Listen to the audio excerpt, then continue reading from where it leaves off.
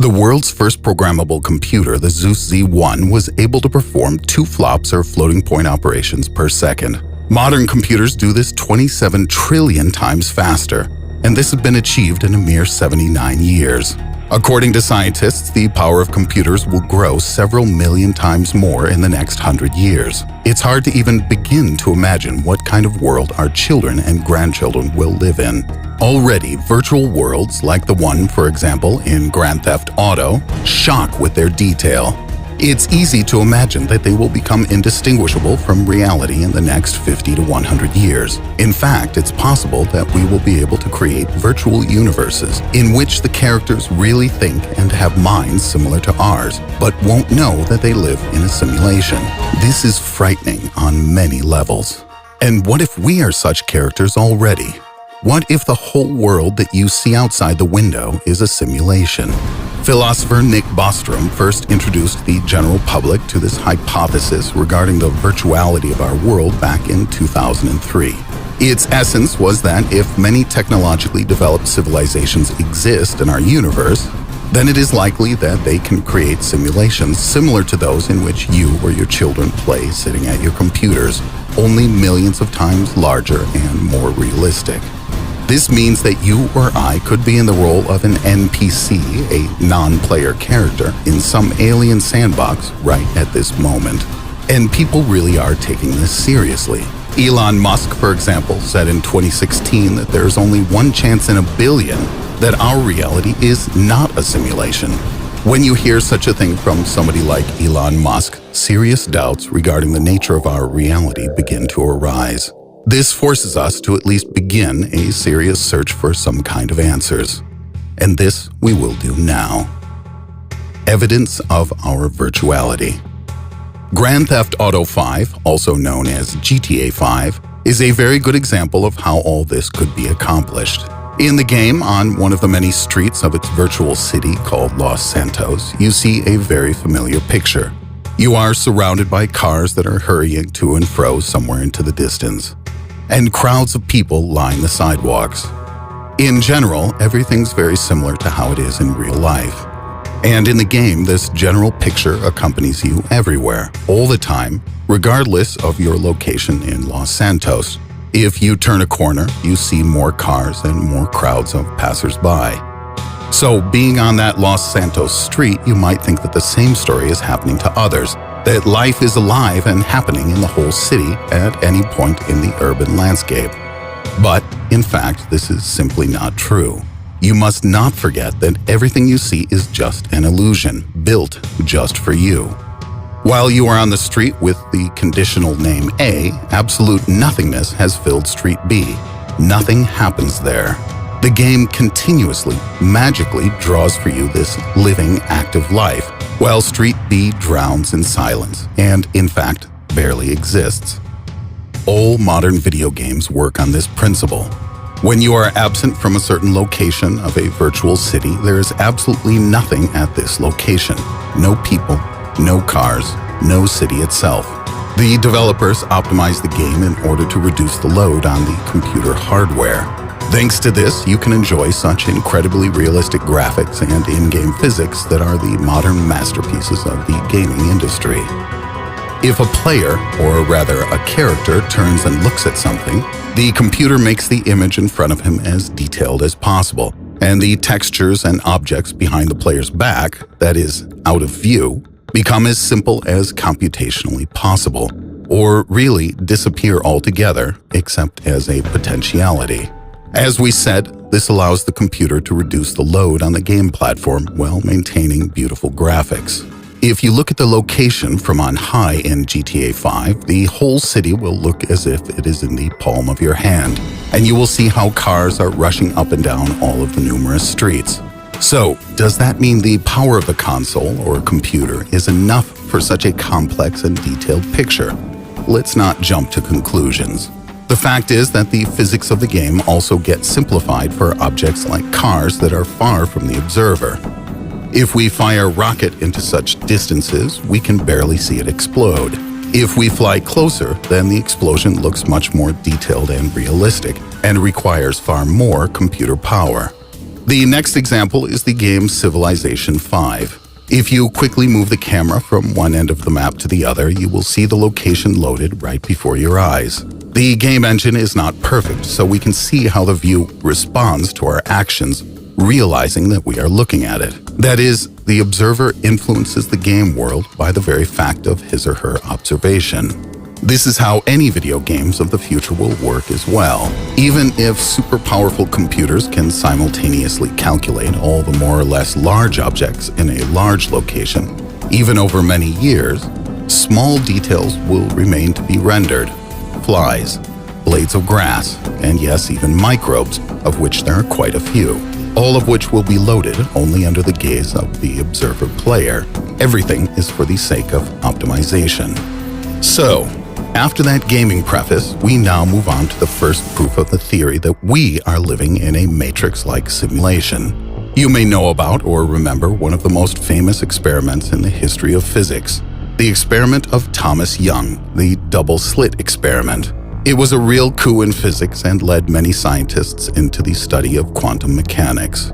If you throw solid balls at a shield with a slit cut into it, a single diffuse strip designating the strike points will appear on the screen behind the shield. If there are two slits in the shield, then there will be two strips. But how will waves behave if aimed at the shield? They will pass through the slot and spread out. The greatest impact of the waves will be in the line of the slit, as in the case with the balls. But if you add a second slit, everything changes. A number of alternating interference strips will appear on the projection screen. And when we shine light on the two strips, this is exactly what happens. And this is how Mr. Young proved the wave theory of light. If light were corpuscular, like a particle, instead of wave-like, it would behave like the balls, and the screen would show two strips of light corresponding to the two slits. That didn't happen. Later, it turned out that electrons and protons behave exactly the same way, showing that they also seem to exist as waves and not as points. There was one assumption that perhaps light and the others were particles and that somehow the particles bumped into each other and flew apart. So, to test this, physicists decided to shoot electrons at the target one by one, single file. And what do you think happened? The strangest thing imaginable. The interference pattern still appeared on the screen. It seemed that the single electrons somehow divided into two waves, passed through both slits, then interfered with themselves. Impossible. So physicists tried to find out through which gap the electron actually passes. They installed measuring instruments to check this. Another seeming impossibility occurred. The electrons stopped behaving like waves and began acting like particles, and left a trace on the screen of two distinct strips with no interference. They had to admit something completely mind-blowing, that the fact of our observation or measurement destroyed the wave function of the photons, causing them to become like points, corpuscular. The electron, under the influence of observation, behaved like a particle, flying through one slit and not through two. Interpretations. Well, it certainly looks like the work of a game engine, doesn't it? This might make you think that our world is running like a game on a computer. The computer's power is not enough to calculate the motion of each and every particle, so it uses a simplified model and applies precise calculations only if an observer needs to look at the particle, so as not to break the illusion of the reality of the world for the observer. Such an explanation could not have occurred to people from the past. The results of Thomas Young's experiment were published in 1803, when it was impossible to even think about virtual reality. There were many theories suggested for just what the heck was going on, and the most famous of them, the Copenhagen interpretation, was proposed in 1927. Niels Bohr and Werner Heisenberg suggested that elementary particles are both waves and particles. To measure an electron, it is necessary to strike it against the screen of the measuring device. The wave functions of the electron collapse when it is measured, and it becomes only a particle. And this means that it is not exactly the observer, but the measuring device that influences the result of observation. But if this theory is correct, it still does not discount the hypothesis of the simulated matrix world. For example, a programmed photon could propagate in the network as a wave and restart when the node is overloaded, turning into a particle. This way, one can explain both quantum waves and the collapse of the wave function. The second most popular explanation of the behavior of particles is the many worlds interpretation. To greatly simplify, it looks something like this. We can assume that there are parallel universes in which the same laws of nature operate, and for each act of measuring a quantum object, the world splits into several versions. Each of these versions sees its own measurement result and acts according to it in its universe. In the eyes of the layman, this is a strange explanation. But it's a free world, at least we think it is, and so anyone can decide which interpretation they like best. In a poll of physicists held 20 years ago at a symposium under the auspices of the University of Maryland, 13 voted for the Copenhagen interpretation, 8 for the many worlds theory, several other scientists chose other, less popular options, and 18 participants opposed all known interpretations. Disputes are still ongoing. In 2006, scientists conducted a more sophisticated version of the two-slit experiment, this time with a deferred choice element involved. In simplified form, it goes something like this. Particles are again shot through a barrier with two slits in it, but this time the observation of which slit they pass through is made at a time when the particles have already passed through the slit, but have not yet hit the projection screen. Like an observer who only opens his eyes after a certain moment. And can you imagine this? The electrons behaved like particles at this moment, as if nothing had happened from the moment of their launch from the electron gun. As if they did not pass through both slits and did not represent a wave. It seems the particles knew that they would be measured before it ever happened. The second proof. The next hint at the existence of a matrix can be arrived at from the maximum speed in the universe, the speed of light. Einstein explained that nothing could move faster than photons in a vacuum. The speed of light is a limit and a constant. Additionally, the faster an object moves, the more time slows for that object. At a speed of 300,000 kilometers per second, time stops altogether. That is, you could get to distant galaxies, let's say 3 billion light years away, in the blink of an eye on a spacecraft that had such a speed, according to your time, of course. Those same 3 billion years would pass for a terrestrial observer. So time for a photon stands at 0. It cannot accelerate faster. For this, it would have to slow down time even more, which is impossible as time has already stopped. But why do speed and time have such a relationship? Why are space and time interrelated? The answer suggests a virtual world. The matrix hypothesis assumes that the speed of light is a product of information processing. That is, the world is being updated at a certain rate. It's 1 trillion times faster than any of our supercomputers now, but the principle is the same. Time slows down with an increase in speed. Because virtual reality depends on virtual time, each processing cycle is one tick. When the computer slows, the playing time also slows down a bit. This is very similar to the way in our world that time slows down with increasing speed or near to massive objects, which points to the possible virtuality of our universe. It can be assumed that in a ship that rushes with tremendous speed, the processing cycles of the system hang for the sake of saving resources. The third piece of evidence. The most serious proof that we live in a matrix simulation is quantum entanglement. Well, what is it exactly? A photon flying through space can be considered to be rotating. That is, it has something called spin. In fact, photons don't really rotate, but this is a simplified model. So, physicists believe that, most likely, before a particle is observed, it does not even have a specific spin. That is, no one is looking at the photon yet, so it cannot determine which way to turn, and is considered to be in a superposition of uncertainty. It would seem that it's difficult for nature to calculate the rotation of each and every particle, and so it uses a simplified scheme for this. But Again, when an observer appears, the particle becomes physically more complex and more real, and its rotation is calculated. An experiment was proposed by Albert Einstein, which was to test the Copenhagen interpretation for strength.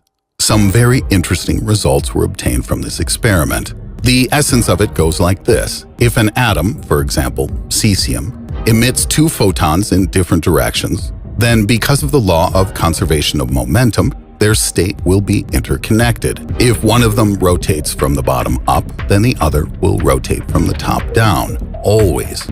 They will always have spin in opposite directions. This is called quantum entanglement. But remember, the photons do not know which way to spin before they are observed. So in this case, if the fact of observation made one choose one of the options, its tangled partner must then immediately have a spin in the opposite direction. That is, by the very fact of our observation of one photon, we affect the spin of the other photon, even though we did not observe the second photon. And the second photon is required not only to find a spin, but to do so instantly, even if the photons are at a great distance from each other. That means that if the entangled photons were somehow sent even to different ends of the universe, this information about which way it should be spinning should somehow fly or jump across the universe to its partner at several quadrillion times faster than the speed of light, so that it basically instantly gets its spin. This is incredible. It violates the very laws of physics as we know them, because nothing can move faster than photons in a vacuum. However, the second photon still manages somehow to get this information in zero time. But how? How does the partner entangled photon learn with such speed that a colleague was observed, and so know to spin in some particular direction? Einstein was convinced that such an instantaneous connection was impossible, and he assumed that when entangled photons emerge from the atom, they already contain information about the past and know which direction they will rotate if or when they are observed. That is, the observer does not change things but only recognizes the spin of the particle. But 17 years after Einstein's death, it turned out that this singular, unparalleled genius was mistaken in this case. That's right, Einstein was wrong. To prove the presence or absence of information about the direction in which the particle rotates after observation, Irish physicist John Bell set up a very complex and ingenious experiment. The results were astounding. Bell proved that the entangled particle does not have a clue before it is observed in which direction it will spin. The photon randomly chooses a spin only after measurement. And this is proof that entangled elementary particles can transmit information to each other much faster than the speed of light. The experiment gave us more new questions than answers. In 2008, a group of researchers from the University of Geneva decided to clarify the speed of information exchange between entangled particles. They were able to separate from each other two entangled photons at a distance of 18 kilometers. They measured one particle and recorded how fast the second reacted to it. The technology they used allowed them to measure a delay time of up to 100,000 times faster than the speed of light. But there wasn't even such a minuscule pause as this. It turned out that, as measured, the photons somehow were able to transmit information at least 100,000 times faster than the speed of light, and maybe even instantly. Perhaps Einstein was right when he said that instant communication in the physical world is impossible. But if we substitute a virtual reality in place of the physical world, the instant connection is easily explained. When two photons become entangled, their programs are combined to jointly see the 2 points. This combination of programs will respond for both pixels, if we can call them that, no matter where they are. At the moment of measuring one particle, its program randomly chooses one of the spins, and the program of the second immediately reacts. It becomes clear why the distance isn't important. The processor does not need to go to the pixel to ask it to spin, even if the so-called screen is large, even as large as a universe. Physicists say that no one really understands quantum mechanics, but if we assume that our world is virtual, everything quickly becomes quite clear. To describe the world of elementary particles and their interaction, scientists use quantum mechanics, And for the macro world, Einstein's general theory of relativity is used. But if these two worlds coexist in nature, then a theory must exist that would allow for both. And this is exactly what the hypothesis of simulation does. It perfectly explains this. The mysteries of the Big Bang, the curvature of space, the tunnel effect, dark energy, and dark matter all can be explained on the basis of the assumption. They say this simulation theory, even if confirmed, wouldn't change anything. But official confirmation could strongly spur new research, and perhaps scientists would be able to find new shortcomings in our world, and they could be used to create new technologies. For example, if quantum effects are caused by the virtuality of the universe, the creation of quantum computers or quantum cryptography can be called the use of the conventions of our world. Are we in a matrix? New, indirect hints that we live in a matrix are discovered every year. At such a rate, in about 30 years, the virtuality theory of our world could become as official in the world of science as the theory of evolution today. Perhaps it won't be too long until they teach in schools that we live in a virtual world. Although it is somewhat demotivating, realizing that you might be just a complicated program with feelings and self-consciousness. Elon Musk believes that, on the contrary, it would be good news. The simulation hypothesis solves the Fermi paradox and shows that intelligent civilizations are able to avoid self-destruction and technologically grow to achieve even the creation of virtual worlds. So, life in the Matrix for Mr. Musk is a pretty decent utopia. He wants this to be true. By the way, recently the famous scientist Neil deGrasse Tyson and some of his colleagues spent several hours debating the topic, is the universe a computer simulation? Be sure to watch it. If you like this topic, I advise you to see the film The 13th Floor and, of course, the Matrix trilogy. And don't forget to put likes and subscribe to the channel. Otherwise, Agent Smith will come knocking on your door very soon. What will be if we wrap you round and round with Scotch tape?